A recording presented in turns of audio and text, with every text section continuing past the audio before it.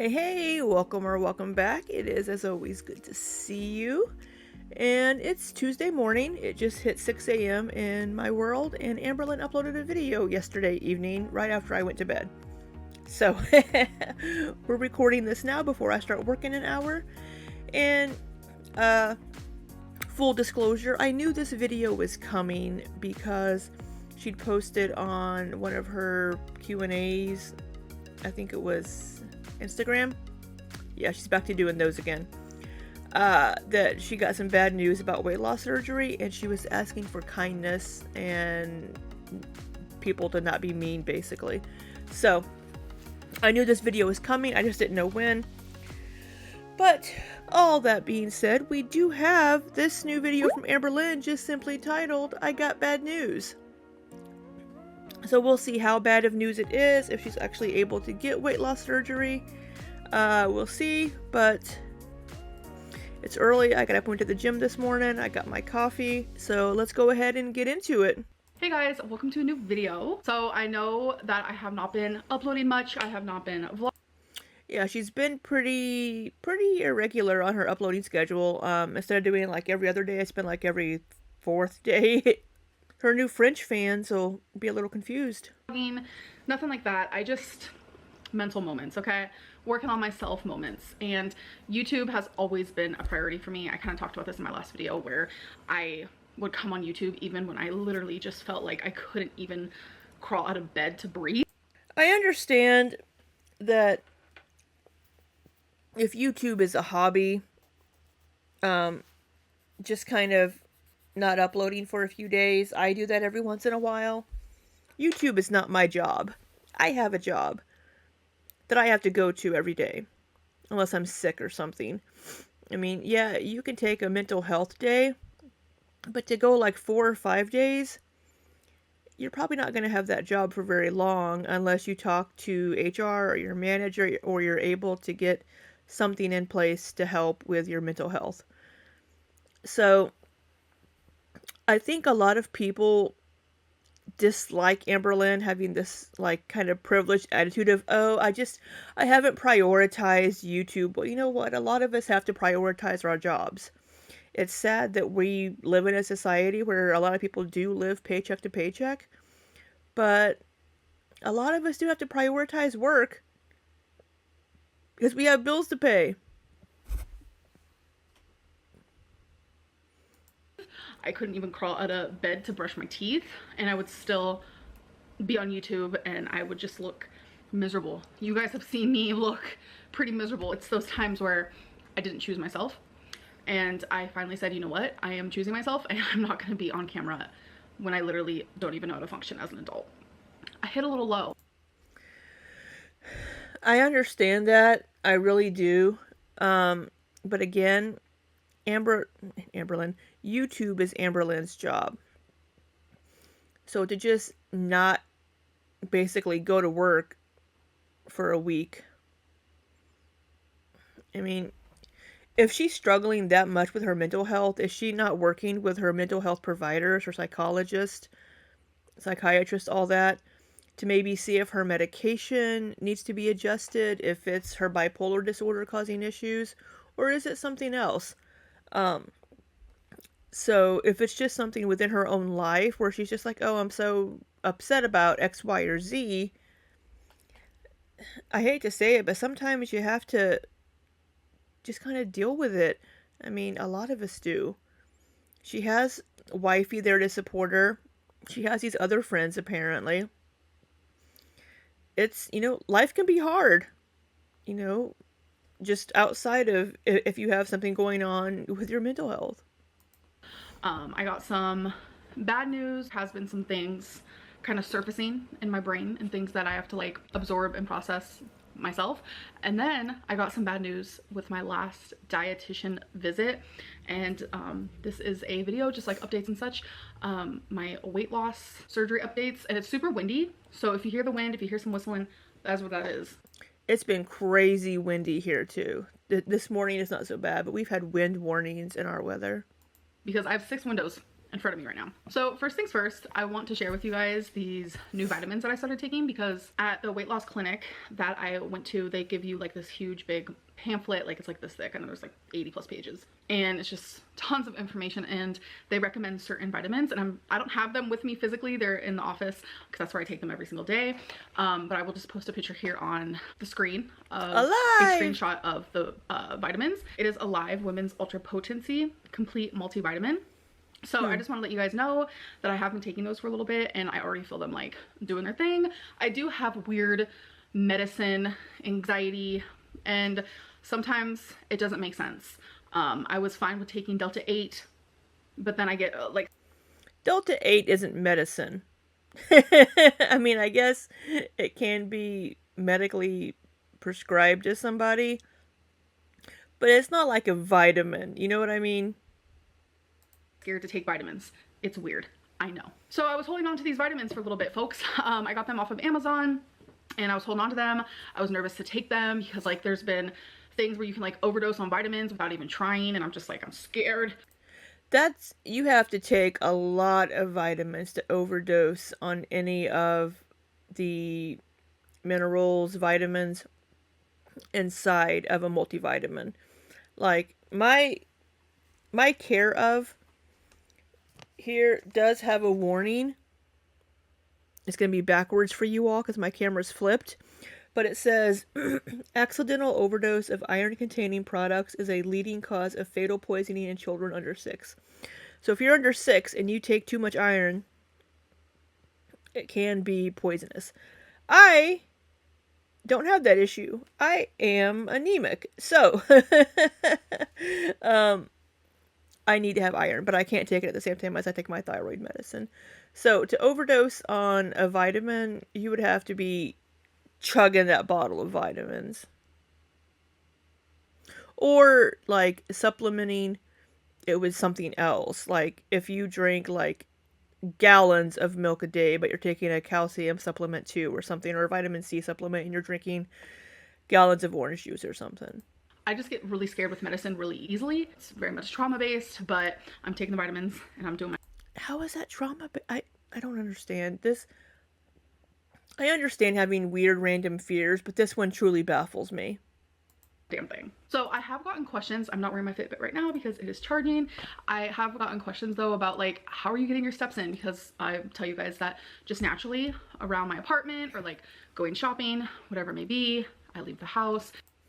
Walking Twinkie. I mean, if she's walking Twinkie, she'll be getting some steps in too. I know I don't get a lot of steps in, but I regularly get about 1,500 to 2,000 just going around the house and not even doing anything super extra. Just normal day-to-day walking. Take Twinkie out, whatever. I get about 3,000 steps a day, but I like to push it to 4,000.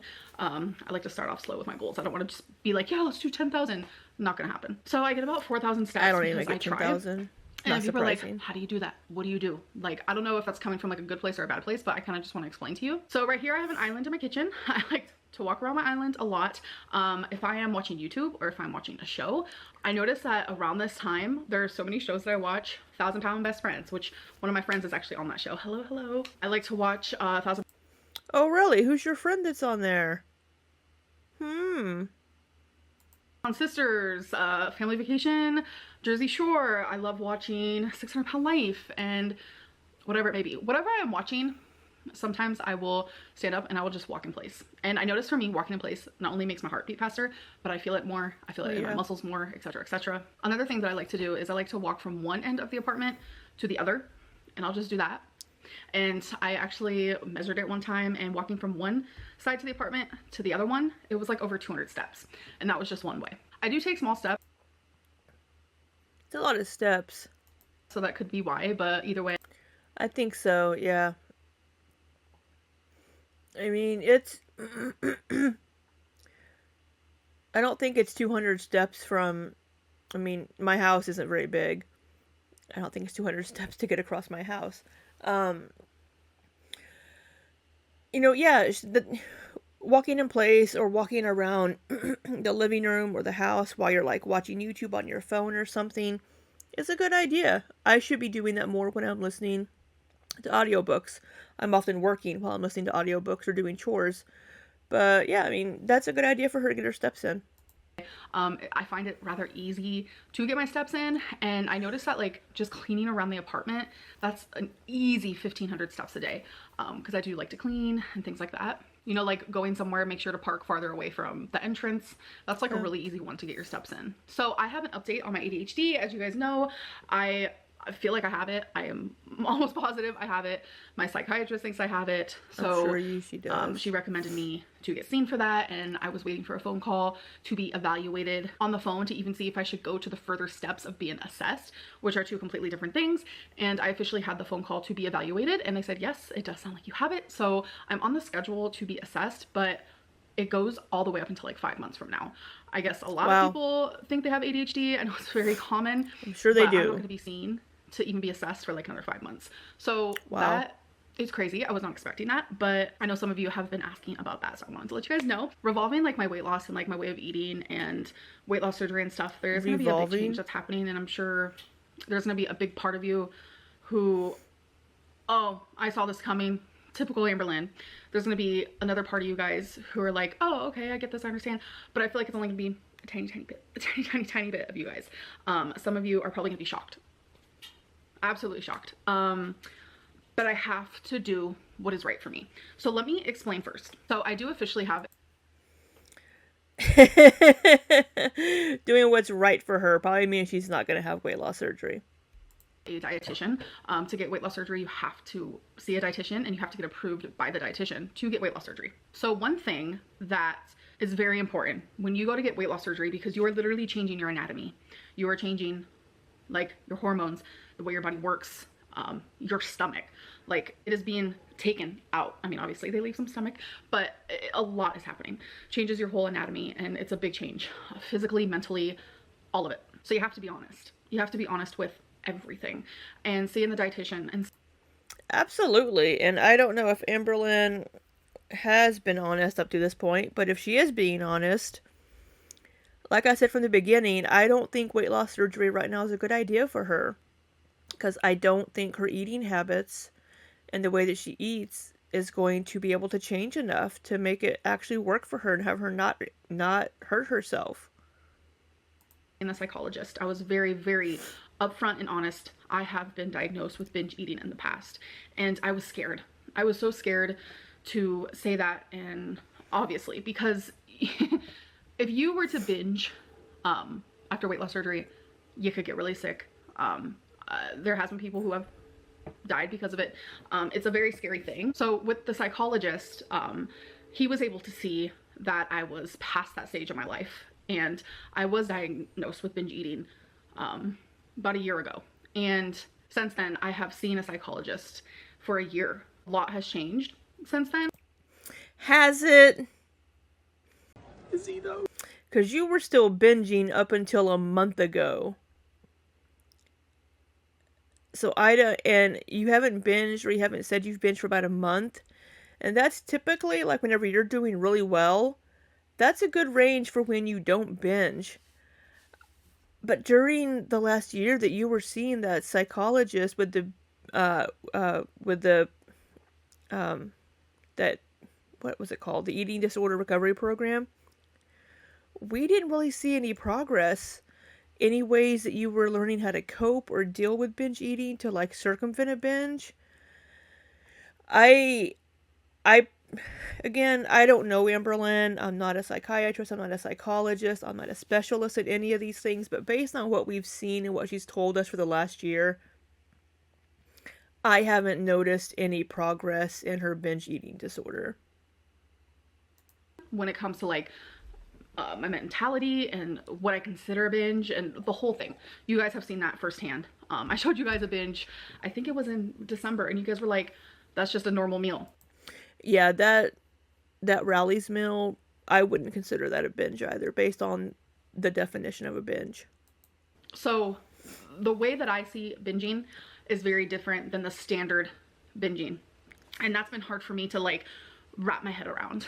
The psychologist said, you know, binging is eating 3 times what you normally would as a person, not what is a normal amount to eat as a person, but what is your normal. And I don't do that. That I don't do. I overeat, sure, but I never eat 3 times or 4 times the amount that I normally would eat.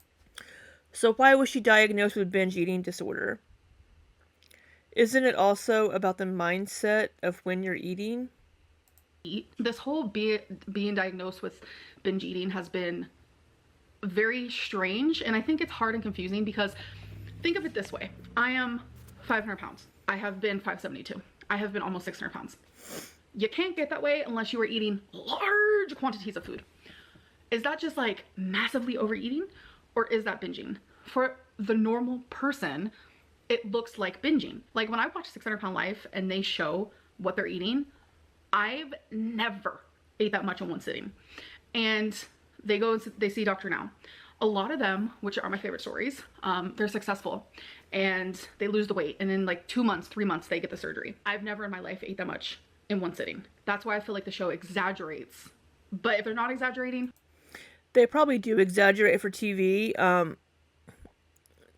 I haven't seen that show in 8 years, so I don't know what they show anymore.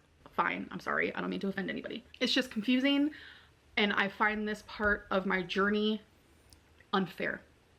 Let me explain why. I have not what I consider binged.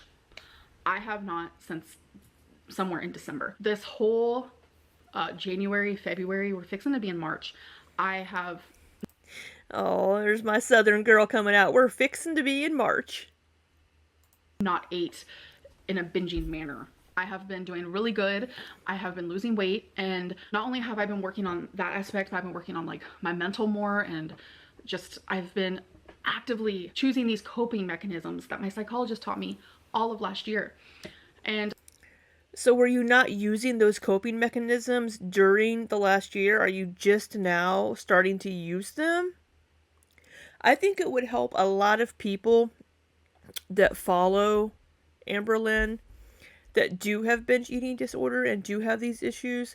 I think it would really help them to have Amberlynn share what she's learned with her audience. I had my dietitian appointment, and she told me this is going to be hard to hear, but if you are trying to get weight loss surgery, this is within their program. Every program is different. If you are trying to get weight loss surgery with this program, you have to go a full year, 365 days without one binge. And that it like broke me. Wow. I wonder why they didn't give that information up front at the beginning. This is the second time I've seen this dietitian. I guess from this point forward, I'm going to see the dietitian once a month. And my next appointment's already scheduled, so I've already seen her twice. She said the improvements I'm making is amazing, and she's proud, and I'm going in the right direction, etc., etc. But she said I cannot get weight loss surgery for a year. She cannot approve me for a year. And I immediately broke down. And I have been so confused where I'm just like, do I want to share this with YouTube? Do I want to share with them the horribly emotionally just painful side to this? Do I want to put a mask on? Do I just want to seem nonchalant? Do I want to go into detail? I have just been all over the place. And that is why it has taken me a little bit of time to share this, because that tore me. Like it tore me. I don't know what it was, but I immediately had a breakdown. So I'm assuming this is the bad news. I guess the bad news is she has to wait a year. And she has to not binge in that year. So my thought is, why does it matter if it's a year from now or 6 months from now or 2 weeks from now? If Amberlynn continues at the rate that she's going right now, so I just had a second thought. But if she keeps going at the rate she's going now and trying to lose weight and make these changes and be healthier, she could be down 100 pounds in the next year. And she may decide she doesn't even need weight loss surgery. She can do it on her own. Now, the flip side to that is, over the course of this last several years, during a year's time frame, we've seen Amberlynn lose gain, lose gain, lose gain. Could she possibly be afraid that, all this weight that she's lost, and if she keeps losing 50, 60 more pounds, is she going to have a relapse and gain all that back again, and then she will not be approved for weight loss surgery because they're going to be like, whoa, hold up. Your body can't handle weight loss surgery if this is what you're going to be doing to it. So I can see two different sides here. Either one could end up with her not getting surgery. But as I've said before, I think Amberlynn can do it on her own. I really do. If she puts her mind to it and focuses and just stays the course, I think she can do it on her own. Of the dietitian, I couldn't control it. It was like my insides exploded, and I cried, and it just felt like another obstacle. Look at it as an opportunity to show that you can keep losing weight without surgery. Because what does it matter? What does it really matter? She can lose weight on her own. We've seen her do it. She can keep doing it. Thing to just get in the way, because I have been doing everything to get this surgery. Like the head shake. No, I've been doing everything. That's a subconscious. I've been watching body language videos sometimes where she might know that she's not doing everything by doing that head shake no subconsciously. I have gotten people messaging me saying, how are you getting through this process so quickly? I've been doing this for months and I'm not even as far along as you. I have been just like... Well, each program is going to be different, I assume. And they're each going to have their own requirements, like that lose 1 pound. I wanted the surgery before summer. I did. Since I'm self-pay, that would have been manageable. But since I have been diagnosed with an eating disorder, it's not manageable and it's not possible. And it hurts. And it instantly put me in... I've already said what I wanted to say about it. Weird headspace where I was just like, this isn't fair. I instantly thought of 600-Pound Life, where these people, this isn't it's a TV show, was traumatized. Anything bad about anybody. And I have seriously sat here and I was like, should I even share my true feelings? This is just like what I'm going through. I've sat here and I've been like, they're worse off. They eat way more than I do in one sitting. Why are they able to get the surgery? Why do we have to wait a year? Again, it's a TV show. It's traumatized. And they typically will lose 30 or 40 pounds in that first month to prove that they can stick to a diet. Amberlynn has shown that she cannot do that. That's just the reality of it. She can't stick to something. She likes the idea of planning and going through the planning process, but when it comes to actual execution, that's where she stumbles. She'll do really good for a little while, and then she'll backslide, and then just completely fall off the cliff. And now she's back to the point where she's in the planning stage of getting weight loss surgery, and she's doing good right now. But I mean, if she doesn't actually have binge eating disorder, and if she can stay full on 1,700 calories a day, then she can lose weight on her own. I mean, she's going to have days where she eats too much. We all do. Last week for me was a bad week on food. Everybody has issues. But she has to prove that she can, stick to a plan. It sucks. I think it's triggering, and it brings up like past trauma for me, where it just seems like no matter what I do, no matter what I try, there's always an obstacle and a roadblock. That's the victim mentality coming out again. It's not her fault. There's something else preventing her from succeeding. It's not what she's done or what she's doing. It's always something else preventing her. She's still not taking any kind of accountability. And last time this happened was when the psychologist said, you can't get surgery for like 2 years. And I was like, and I didn't care as much then, not even remotely close to how much I care now. And I gave up. And it just, a lot of memories flooded and just failure, failure, failure. You're such a failure. Just that kept popping into my head. Why is this considered a failure? All it is prove that you can stick to a plan and not binge for a year. Why does it matter when it is? Why? And I know I've said this previously too. Amberlynn wants something that's a quick fix. If she doesn't see that scale like nosedive, then it hasn't worked. She probably sees now it's a tool just like the Ozempic, but she also in her mind sees it as a quick fix. This is going to be what fixes me. This is going to be what solves all of my problems, and it's going to do it quickly. The weight's just going to fall off, and that's not how it works. knowing that no matter how much work She still has to do the work. I do now, it's not going to matter. It will. It's not going to matter. All the tests I did, it doesn't matter. And it just, I don't know, it's just like disheartening and it hurts. And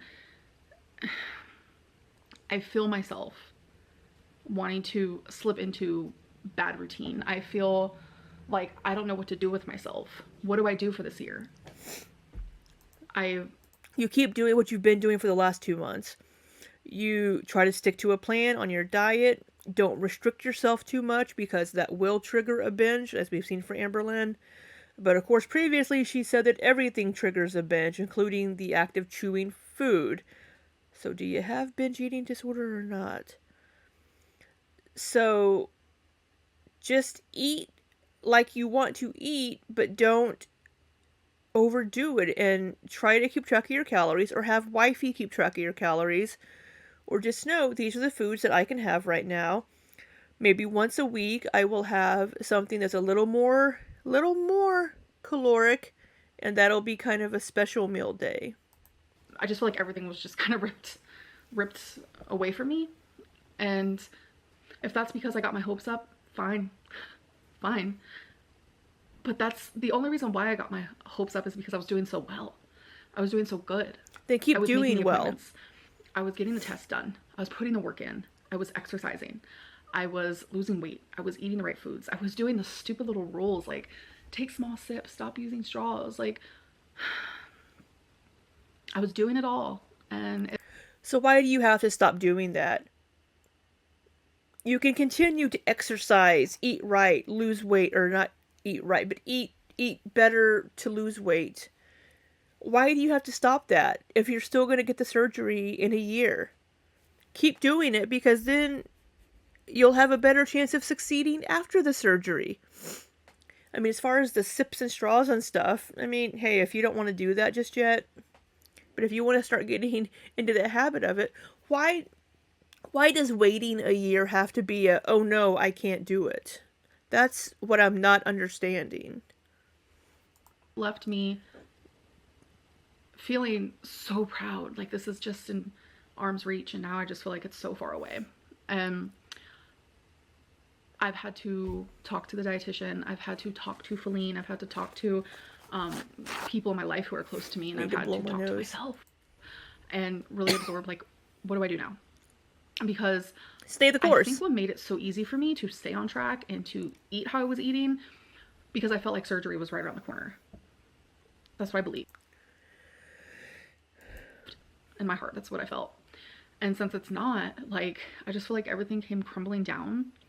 And Why? Just because it's a little further off? don't know how else to explain it besides, like, my mindset has changed. That's the best way to put it. I still want weight loss surgery. Absolutely. And I would love to have it in a year from now. I just feel like it's something else I failed at because I promised myself I would get it. Why does the time frame matter? Why does the time frame matter? And this whole oh poor me pity party, I'm kind of over it. Before the summer or even in the summer, I promised myself that. And I feel like I promised you guys. But you promised yourself that without knowing all the parameters. You promised yourself that before you even talked to the weight loss surgery program people. So why would you do that? Why would you set yourself up for this disappointment? That as well. That's clearly not happening. And now there's just like such a big gap of time for me to just fail. There's so That's the issue right there. You're not going to stick to your course. You're not going to stick to the eating the way that you need to eat to not gain 80 pounds back in a month like you did last year. And that is what would be able to prevent you from getting the weight loss surgery if you suddenly gained 60 pounds back. That is what she's afraid of. She's afraid of doing her cycles again and proving to the weight loss surgery people and proving to everyone else basically that she, I don't know, just can't hold herself accountable and stick to the plan. many days to fail. So many hours, so many minutes, so many seconds. And that's It's a little dramatic, don't you think? scares me. So I've had to really absorb the situation, and I know. A lot of you are going to be like, she didn't even want the surgery. And, you know, it's so crazy. I don't think that's the issue. I think she wants the surgery, but she wants it because she thinks it's going to fix everything. But she has to fix up here first. Because I wanted the surgery so bad that that's all my channel has been. That's all my life has been, even off of YouTube. And so there are freaking haters out there who think I still don't want the surgery. It's mind-blowing. It's mind-blowing. When I tell you I broke down after that appointment, I had a fucking anxiety attack, like a full-fledged anxiety attack. I don't know. I get it. Someone with a binge eating disorder can really hurt themselves after surgery. Yes. I get it. Yes. But I don't have issues binging anymore. And I've never had. It's only been a couple of weeks or a couple of months, I guess, since she's binged. So I would be interested to know if all of this triggered in her mind, I just want to eat. That would be a real test. Those types of issues, like eating 3 times the amount you normally would. I've never had that. And it's just like, I don't know, it just sucks. I just feel kind of defeated. And I think I need to switch things up, switch my brain up a little bit. We are not going to be gaining weight. We're going to keep losing because that is the plan here. So I don't want to explain what I'm going to be doing. You guys will definitely see it in the next video. A lot of people are going to be mad at me. Why? A lot of people are mad at me regardless. Why? So that's just something I'm going to have to embrace and stay away from the comments. Maybe stay away from online besides uploading, because this is also something else I want to talk about. So I have not had an upload schedule. I have like barely been uploading. It's bad. I know. But I'm starting to feel better. It's just, I feel like when it rains, it pours. Like that's how this last month has felt for me. Maybe even 2 months. I just feel like I was focusing so hard on something, and now it's just like, so it's just, I don't know. It's a lot. But I am going to go back to uploading every other day. And it's just going to be vlogs. Gonna get a schedule. Vloggity vlogs. I feel happiest doing that. So that's what's going to be happening. So I'm not sure when that's going to start. It's probably going to be like a few days from now. But then when you guys see my next Amberlynn, learn how to speak before you film. When you guys see my next video after this one, then that means, okay, every other day you're going to be getting content from me. So yeah, I'm going to vlog today. That's when I'm going to start vlogging. And we're just going to go on a vloggity vlog journey. And Vloggity vlog. I'm actually surprised I didn't cry in this video because I've been doing nothing but crying.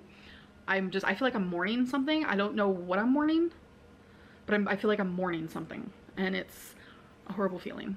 I feel like there's a lot of people who are we gonna get a Zachary Michael, funeral for Amberlynn's weight loss surgery plan? Like, it's just a year. It's fine. It's not fine. Exactly. Because that gives me so much room to make a mistake.